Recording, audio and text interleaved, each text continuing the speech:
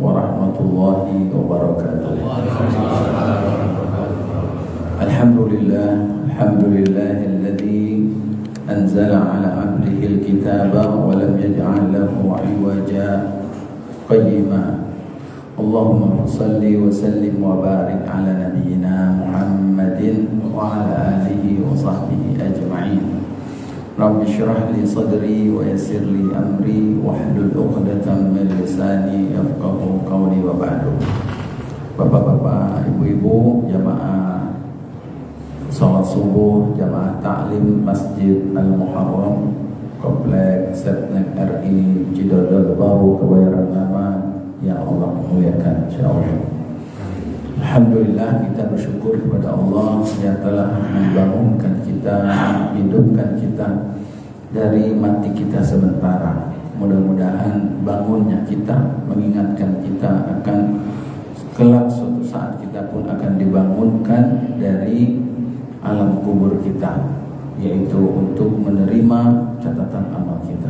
Mudah-mudahan sebagaimana kita bangun saat ini untuk beribadah mentaati Allah Subhanahu wa taala, kelak juga mungkin saat kita nanti dibangkitkan, kita pun untuk mendapatkan catatan amal kita yang baik insyaallah. Amin ya rabbal alamin. Bapak Ibu jamaah salat subuh yang Allah muliakan insyaallah. Seperti biasa pagi ini kita akan bertadabbur Al-Qur'an, dan tema yang kita ambil karena ini adalah bulan Agustus ya, sebentar lagi kita akan memperingati hari kemerdekaan, yaitu tema kita tentang kemerdekaan dalam hal beragama atau berideologi dan berpikir. Jadi para jemaah sekalian yang berbahagia, alhamdulillah negara kita ini sudah merdeka dari penjajah, dari musuh, tapi itu musuhnya adalah musuh yang bersifat yaitu manusia nyata. Ternyata musuh manusia itu bukan hanya manusia juga, bukan hanya setan atau dari kalangan jin, bukan hanya yang bersifat fisik, tapi juga ada yang bersifat nafsu, ada emosi, ada sifat buruk, kesombongan, yang secara sadar ataupun tidak sadar kita itu sebenarnya sedang terbelenggu, sedang dijajah. Kebebasan kita sedang dipasung oleh sifat-sifat buruk yang ada dalam diri kita. Kelihatannya kita merdeka, mau ini silakan, mau itu boleh, mau silakan sesuka saya. Tapi sebenarnya dia saat itu sedang terbelenggu karena apa? Karena dia menolak ideologi, menolak sebuah keyakinan, kebenaran yang datangnya dari Allah Subhanahu wa taala. Maka para jemaah sekalian yang berbahagia, menerima kebenaran, menerima ideologi, keyakinan yang benar itu adalah bukan perkara yang gampang, berjemaah. Artinya apa? Bahwa seseorang itu mengenal, mengetahui kebenaran, bahwa ini benar, ya itu adalah mudah, tapi yang susah adalah mengikutinya. Mengetahui saja tidak cukup, berjemaah. Karena ada orang yang mengetahui tapi dia tidak bisa mengikutinya. Apakah dia dalam keadaan sedang dijajah, sedang dalam keadaan tidak merdeka, ya, sehingga dia terpasung tidak bisa menerima dan mengikuti kebenaran itu. Nah, ini para jamaah sekalian yang berbahagia, kita ingin menyempurnakan kemerdekaan kita. Kita merdeka bukan hanya sekedar secara fisik, secara lahiriah, tapi juga lahir dan batin. Ternyata para jamaah sekalian, ada pelajaran yang berharga penting dari Al-Quran surat Al-Bayyinah. Al-Quran surat Al-Bayyinah, surat yang ke-98, yaitu Allah Subhanahu wa taala di dalam surat tersebut menceritakan tentang ahlul kitab, orang-orang kafir dari kalangan ahli kitab, yaitu Yahudi dan Nasrani, dan juga orang-orang musyrikin yang menyembah patung dan berhala. Kondisi mereka sebelum datangnya Rasulullah SAW, sebelum datangnya Islam, sebelum turunnya wahyu, itu Allah gambarkan seperti apa. A'udzubillahi minasyaitonirrajim. Bismillahirrahmanirrahim. Lam yakunil ladzina kafaru min ahlil kitabi wal musyrikina munfakkina hatta ta'tiyahumul bayyinah. Kata Allah Subhanahu wa taala dalam ayat ini, orang-orang kafir dari kalangan ahlul kitab. Ya, ini dari kalangan ahlul kitab berarti siapa Pak Bu? Yahudi dan Nasrani. Yang mereka disebut oleh Allah utul kitab, orang yang diberikan kitab. Lam yakunil ladzina kafaru min ahlil kitab, dari kalangan ahlul kitab, karena mereka telah diberikan kitab, yaitu kitab Taurat dan kitab Injil. Yahudi adalah Taurat, Nasrani adalah Injil. Dan Allah katakan bukan cuma Yahudi dan Nasrani, tapi juga al-musyrikin. 3 golongan itu Pak. Al-musyrikin itu adalah orang-orang yang menyembah berhala, patung, yaitu penduduk Mekah, penduduk Madinah yang belum yang menyembah patung berhala sebelum datangnya Rasulullah SAW. Maka kata Al-Quran, mereka itu tidak pernah dalam catatan sejarah mereka itu ada yang murtad. Kenapa? Karena mereka begitu setia sekali. Mereka begitu berpegang teguh kepada ideologi mereka. Mereka setia kepada Tuhan-Tuhan mereka. Mereka setia kepada agama mereka, kepada kitab mereka. Padahal para jemaah, kitab yang mereka pegang, Injil dan Taurat itu sudah dicampur, sudah ditambah, dikurangi, dicampuri oleh tangan-tangan manusia. Tapi mereka tetap setia para jemaah. Sampai muncul sebuah stigma, kayaknya orang Yahudi dan orang Nasrani itu nggak mungkin murtad. Saking setianya, orang yang menyembah berhala nggak bakalan mau dia meninggalkan berhalanya. Tapi ternyata para jemaah, ideologi atau pemikiran tersebut ternyata salah, keliru.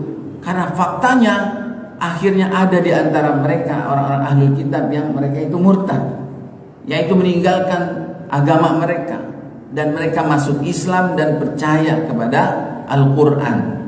Ternyata para jemaah, keyakinan yang selama ini bertahun-tahun itu bisa terbongkar ya, dibongkar oleh sebuah fakta. Dan fakta itu apa para jemaah? Yaitu datangnya sebuah al-bayyinah, yaitu bukti nyata.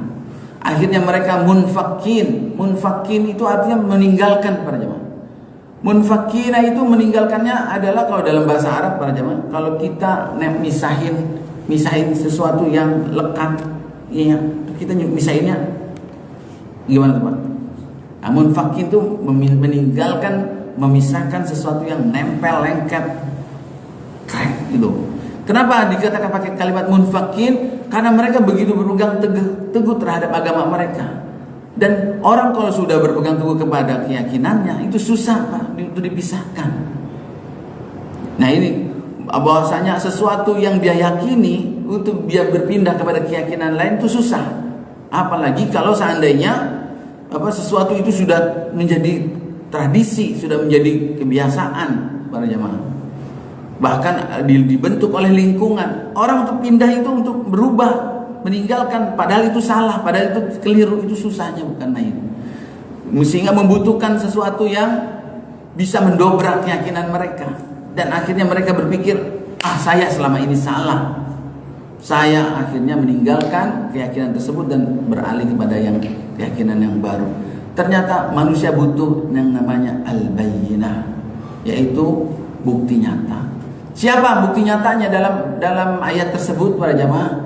Apa bukti nyatanya? Allah sebutkan pada ayat berikutnya, yaitu Rasulun minallah.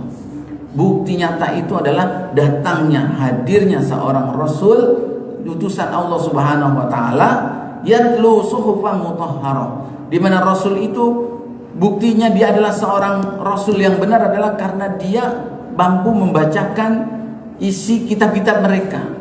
Fiha kutubun qayyimah. Apa yang ada di dalam Injil, apa yang ada dalam Taurat itu dia sebutkan. Oh, berarti dia benar, ini Rasul. Dan isinya tidak ada yang bertentangan para jemaah. Yang dibawa oleh Nabi SAW itu musaddiqan lima baina yadayhi. Biasanya para jemaah kalau bawa agama baru, ya ada ajaran baru, itu adalah ditolak karena apa? Karena bertentangan dengan ajaran sebelumnya, ya kan? Bawa agama baru nih. Nah, ternyata yang dibawa oleh Nabi SAW tidak mencela agama mereka, tidak mengkritik agama mereka, justru membenarkan dan meluruskan. Tapi kenapa mereka tidak mau beriman dan akhirnya akhirnya ada di antara mereka yang beriman, dan sebagian para jamaah yang dia setia dengan agamanya akhirnya tetap dia dalam kekufurannya. Maka para jamaah sekalian yang berbahagia, Allah Subhanahu wa taala menyebut orang-orang yang tidak mau beriman kepada Allah, kepada Al-Qur'an, kepada Nabi Muhammad SAW, padahal mereka tahu karena di dalam kitab-kitab mereka itu, dalam Taurat dan Injil itu disebutkan bahwa berita tentang akan datangnya Nabi Muhammad SAW, Nabi penutup, udah disampaikan. Ternyata yang selama ini mereka baca doang terjadi, dan itu yang namanya bukti nyata. Ternyata yang disebutkan dalam Al-Quran benar. Nah, biasanya para jamaah kalau orang udah punya bukti nyata, itu biasanya nggak bisa berkutik tuh, Pak. Ini fungsi bukti nyata ya. Ya, kenapa kita butuh bukti itu seperti itu? Seperti di pengadilan, ada seorang ditetapkan A, tapi dia nggak ngaku, dia ingkar. Ternyata ini buktinya. Nah, dia nggak bisa ngomong apa-apa lagi tuh. Kamu yang ngambil ya, kamu yang nyolong, kamu yang ngerampok, kamu yang enggak, bukan saya. Ternyata ada buktinya, ada CCTV-nya. Aku juga ada buktinya. Udah. Maka para jamaah sekalian yang berbahagia, bukti nyata itu adalah amat sangat berperan besar sekali dalam meyakinkan kebenaran. Ya, Pak Haji itu Bu Haji itu suaminya tuh saya lihat tadi di jalan sama cewek berduaan di mall. Coba kata Bu Haji apa ya? Mana bisa Pak Haji Bu. Saya nggak percaya, nggak mungkin lah Pak Hangiman begitu. Dia masa setia sama saya, nggak mungkin. Ya Bu Haji nggak percaya, nggak mungkin. Nih fotonya nih, wah ini buktinya nih, CCTV-nya, rekamannya nih. Wah, nih ada stok belanjanya, dia belanja makan di mall, makan bareng. Percaya nggak tuh Bu Haji? Tadinya dia bikin, wah setia banget, dia nggak mungkin. Ternyata dengan adanya bukti itu, benar juga ya. Jadi para jemaah sekalian, bukti nyata itu adalah sangat penting sekali dalam kehidupan, dan apalagi dalam beragama. Ketika sudah datang bukti nyata, ternyata dia nggak mau menerima juga kebenaran. Nah, itu yang saya maksud para jemaah. Sebenarnya mereka sedang terpasung kebebasannya, ideologinya, keyakinannya. Ya, oleh apa? Oleh kesombongannya, oleh hawa nafsunya, ya, oleh egoisnya, sehingga kebenaran dari Allah Subhanahu wa taala tidak dia terima. Maka ini yang dimaksud bahwa kemerdekaan itu adalah termasuk dari sisi mengeluarkan kita dalam berkeyakinan, berideologi bahwa Allah Subhanahu wa taala adalah sumber kebenaran. Dialah satu-satunya Tuhan kita, dan tidak boleh ada yang menghalangi kita untuk menyembah Allah Subhanahu wa taala. Maka para jamaah sekalian yang berbahagia, dari surat Al-Bayyinah ini ternyata Allah Subhanahu wa taala menyebutkan orang-orang yang tidak mau menerima kebenaran, padahal dia tahu. Allah sebutkan dengan sebutan yang amat sangat buruk. Apa itu? Ulaika hum syarrul bariyah. Tahukah kita orang yang seburuk-buruk makhluk itu siapa?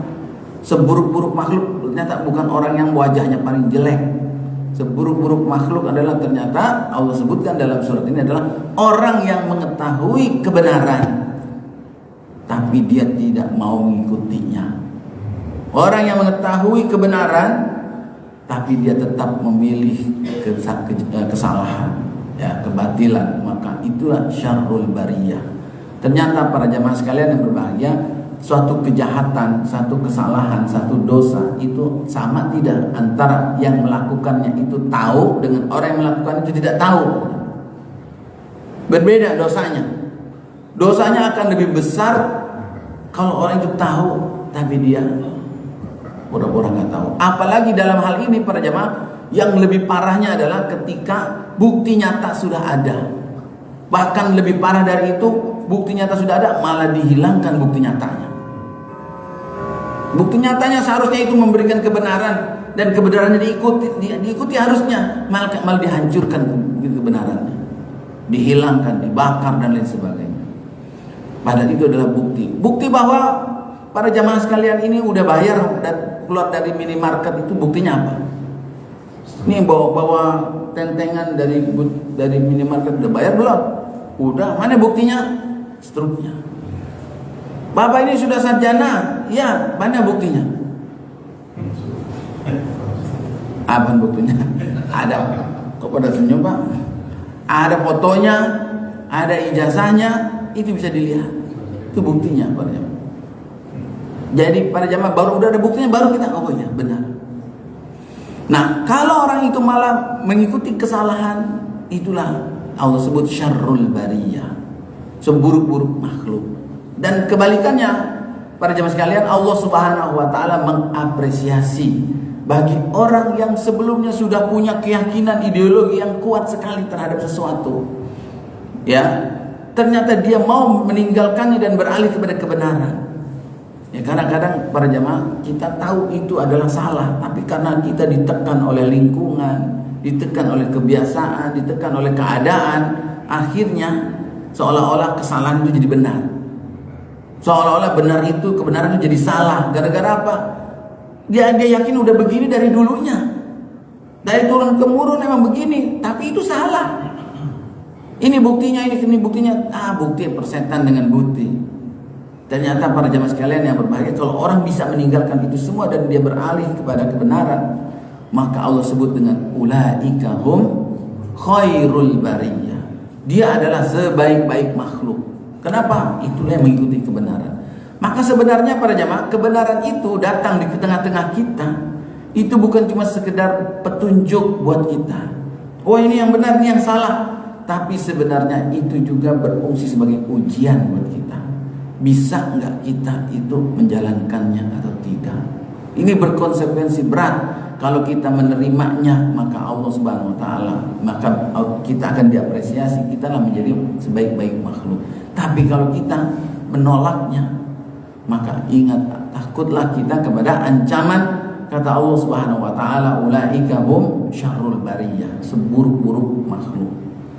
Dan Allah apresiasi lagi pada jamaah, siapa yang mau mengikuti kebenaran itu, maka Allah siapkan surga yang terbaiknya, kekal di dalamnya. Allah ridho kepada mereka, mereka pun ridho kepada Allah Subhanahu wa taala.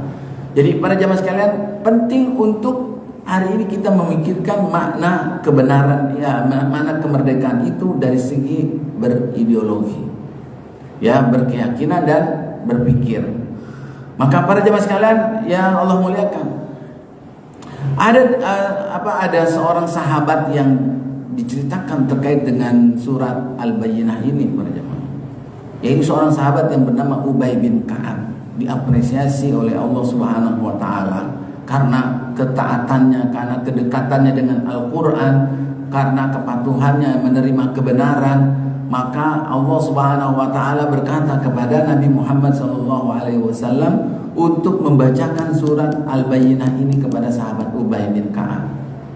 Maka Nabi SAW mencari sahabat Ubay bin Ka'ab.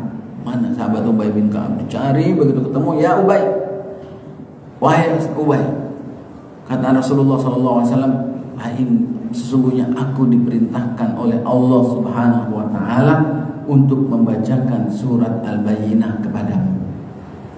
Bagaimana bapak-bapak memahami kalimat itu, Pak? Wahai Ubay, sesungguhnya aku diperintahkan oleh Allah untuk membacakan surat Al-Bayyinah kepada engkau. Gimana Pak? Yang kita pahami ternyata yang kita pikirkan adalah ada apa itu? Kenapa sahabat Ubay bin Ka'ab itu begitu spesial sehingga Allah Subhanahu wa taala memerintahkan Nabi untuk membacakan surat kepada sahabat Ubay? Padahal banyak sahabat yang lainnya, ada sahabat yang lainnya. Kenapa yang diperintahkan oleh Allah adalah Ubay bin Ka'ab? Maka begitu mendengar perkataan tersebut, sahabat Ubay mengatakan kepada Nabi, apakah dia Allah Subhanahu wa taala menyebut namaku ya Rasul? Al-Sammani, dia menyebut namaku ya Rasul. Ya, ini maksudnya Allah menyebut engkau benar-benar engkau diperintahkan untuk membacakan surat Al-Bayyinah kepada aku, disebut nama saya oleh Allah. Nah, iya. Fabaka, maka sahabat Ubay bin Ka'ab pun menangis. Menangisnya menangis apa tuh berarti Bang?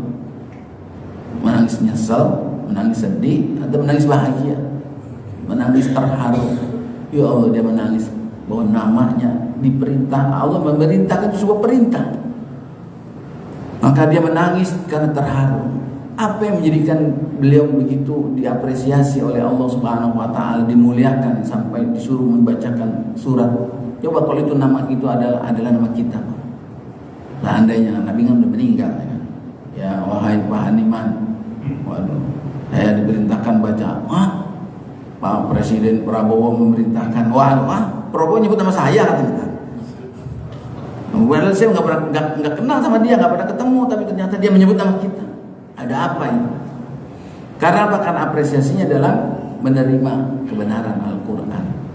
Maka para jamaah, ada banyak kebenaran-kebenaran di tengah-tengah kita, tapi ternyata banyak juga akhirnya yang menolak kebenaran itu. Karena apa? Karena dia tetap mengikuti kebiasaan lamanya yang salah dan keliru, ideologi yang lamanya yang keliru tersebut para jamaah. Dan sebenarnya ada kekuatan yang sedang menjajah kita, yaitu keyakinan kita. Saat itu apa yang kita butuhkan para jamaah? Yang kita butuhkan adalah bukti nyata, al-bayyinah. Bukti yang nyata itu ternyata ada di dalam kehidupan kita sehari-hari para jamaah. Tapi kadang kita tidak bisa melihatnya. Padahal kita amat sangat butuhkan bukti nyata itu agar kita akhirnya tertunduk menjadi seorang hamba Allah Subhanahu wa taala yang patuh dan taat. Kenapa selama ini kita belum maksimal dalam berbuat kebaikan, dalam sholat, dalam baca Quran? Kenapa nggak bisa maksimal? Dalam sedekah tidak bisa maksimal. Kenapa? Karena kita butuh itu yang namanya bukti nyata agar kita terbongkar, tersentuh hati kita, dan kemudian kita mau menjadi hamba Allah Subhanahu wa taala yang sebaik-baiknya. Apa itu bukti nyatanya? Dalam kehidupan sehari-hari, yaitu contohnya para jemaah di dalam surat Ad-Duha, Nabi SAW dahulu pernah merasa sedih. Ad-Duha, Nabi pernah merasa sedih. Nabi aja pernah merasa sedih, apalagi kita. Ya, ternyata sedihnya Nabi itu adalah karena malaikat Jibril yang biasanya turun membawa wahyu ini tiba-tiba tidak turun. Beberapa hari ditungguin. Maka Nabi berpikir, kenapa wahyu tidak turun? Apakah Allah marah sama saya? Apakah Allah meninggalkan saya? Berbagai macam bisikan setan itu berkecamuk pada zaman, sehingga akhirnya datang orang-orang pun ikut berkomentar, ya kamu ditinggalkan sama Tuhan kamu, malaikat kamu itu yang biasa datang itu udah meninggalkan kamu. Maka tambah sedih lagi para jamaah. Dan apa yang bisa membuat Nabi SAW itu terobati kesedihannya? Ternyata Allah menurunkan surat Ad-Duha dengan menyebutkan bukti-bukti supaya Nabi SAW pikiran itu tidak dijajah dengan pikirannya bahwasanya Allah membenci dia. Maka Allah sebutkan bukti nyatanya. Alam yajidka yatiman fa'awa. Allah tidak meninggalkan engkau, Allah tidak membencimu. Buktinya apa? Bukankah Allah mendapatkan kamu dahulu dalam keadaan anak yatim? Jadi sejarah kehidupan itu adalah takdir-takdir Allah Subhanahu wa taala yang menjadi bukti buat kita. Kalau memang Allah Subhanahu wa taala sudah meninggalkan kamu, benci, dulu waktu kamu lahir dalam keadaan yatim udah ditinggal oleh Allah, enggak bakalan dihadirkan orang-orang yang akan membela kamu. Wa wajadaka dhallan fahada. Bukankah dulu kamu dalam keadaan bingung, apa yang harus kamu lakukan? Sampai pergi ke Gua Hira, merenung hingga akhirnya Allah turunkan wahyu. Kalau Allah membencimu, udah ditinggalkan dari dulu, maka cukuplah itu menjadi bukti. Langsung berubah semua itu mindsetnya. Rasulullah SAW hilang lagi, tidak mengatakan bahwa Allah Subhanahu wa taala membenci dia. Demikian juga dengan kita para jamaah. Kita di saat ini seperti ini, apa tidak ada andil Allah Subhanahu wa taala? Sekarang kita punya pekerjaan, kita punya rumah, kita punya kendaraan, sekarang punya ini, punya itu. Apa kehebatan kita? Ternyata kalau bukan Allah Subhanahu wa taala yang memberikan nikmat tersebut. Nah, cukup itu menjadi bukti buat kita harus bersyukur kepada Allah, meningkatkan ibadah kita, taat kepada Allah Subhanahu wa taala. Kalau kita tidak melihat itu sebagai bukti, maka kita akan menjadi orang yang terus tidak mau bersyukur kepada Allah Subhanahu wa taala dengan taat. Kadang kita malu juga para jamaah melihat datang ke rumah sakit, jenguk orang sakit, ada orang terbaring sakit. Itu udah bukti nyata bahwa perjalanan hidup ini akan berputar. Orang ini dulunya sehat, sekarang jatuh sakit, terbaring sakit. Bukankah tidak menutup kemungkinan suatu saat kita yang sakit? lalu kemudian menjadikan kita lebih mensyukuri nikmat sehat kita. Saat kita takziah, kita melihat ada orang yang terkujur jenazahnya, tidak bisa bergerak lagi, tidak bisa berbuat apa-apa, dimandikan, dikafanin, disolatin, dikuburin. Tidakkah dia dulunya sebelumnya hidup? Itu cukuplah bukti bahwa suatu saat kita akan jadi seperti dia. Lalu sekarang kita masih hidup, lalu menjadikan kita lebih mensyukuri nikmat usia kita, menjadikan kita lebih taat lagi kepada Allah Subhanahu wa taala, menjadi orang yang merdeka secara berpikir, secara keyakinan untuk keluar dari penjajahan nafsu menuju kepada menyembah Allah Subhanahu wa taala. Itulah kemerdekaan yang hakiki. Ini para jemaah sekalian yang Allah muliakan, tadabbur kita tentang surat Al-Bayyinah, kisah pelajaran dari orang-orang kafir, orang-orang ahlul kitab yang dulunya itu setia, tidak mau dia itu meninggalkan keyakinan mereka. Pada akhirnya mereka meninggalkannya karena kemerdekaan. Dia bisa lepas dari penjajahan hawa nafsunya, ya, dan menuju kepada Allah Subhanahu wa taala, sementara sebagian masih ada yang tenggelam dalam kesesatannya, dalam kesalahannya. Mudah-mudahan Allah Subhanahu wa taala membimbing kita semua. Sebelum ditutup, barangkali ada yang mau didiskusikan. Halo, ada Bapak Ibu? Silakan. Assalamualaikum warahmatullahi wabarakatuh. Waalaikumsalam. Ini terusan itu kan ada yang wa matafarraqal ladzina Iya. Ini maksudnya apa? Apakah mereka terpecah belah? Baik. Setelah itu artinya ada sebagian yang beriman, ada yang enggak, atau gimana? Iya. Pertanyaannya melengkapi penjelasan yang belum tadi, karena kurang. Wa ma tafarraqal ladzina utul kitaba illa min ba'di ma ja'atuhumul bayyinah. Jadi ternyata tidak, kata Allah, tidaklah ahli kitab itu berpecah belah kecuali setelah datangnya bukti yang nyata, dan bukti yang nyatanya itu adalah Rasulullah SAW membawa Al-Quran. Artinya para jamaah, sebelum Rasulullah datang berarti mereka itu berpecah belah atau tidak? Tidak. Sebelum Nabi datang mereka itu bersatu, kompak. Justru terjadi berpecah belahnya setelah Nabi datang. Berpecah belahnya berarti maknanya adalah sebagian mereka ada yang masuk Islam, sebagian mereka ada yang beriman, sehingga berpecah belah maksudnya adalah tidak lagi berada dalam agama yang satu yang mereka anut sebelumnya. Jadi justru jadi terpecah belahnya gara-gara ada bukti nyata itu. Sebelumnya mereka satu dalam kesesatan. Ya, maka para jamaah sekalian, lalu Allah lanjutkan, wa ma umiru illa liya'budullah.